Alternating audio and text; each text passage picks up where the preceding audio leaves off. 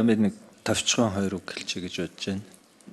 За энэ улсад миний хүндэтгэж явдаг яг хуульч талаас нь бол хүндэтгэж явдаг ийм хоёр хүн нэр дэвшигч орж ирж байна.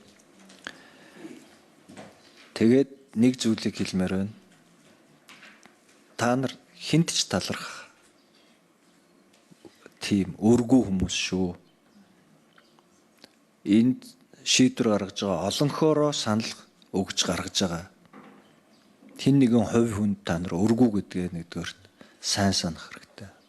Хоёр, энэ улсад хүн даргалдаггүй, хууль даргалдаг. Хууль гэж ганцхан дарга байгаа гэдгийг бүгдэнд нь мэдрүүлж ажиллаарай.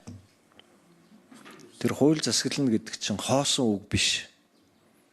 Энэ бол энэ улсын хамгийн суур зарчим. Энийгээ сайн барьж ажиллаарай.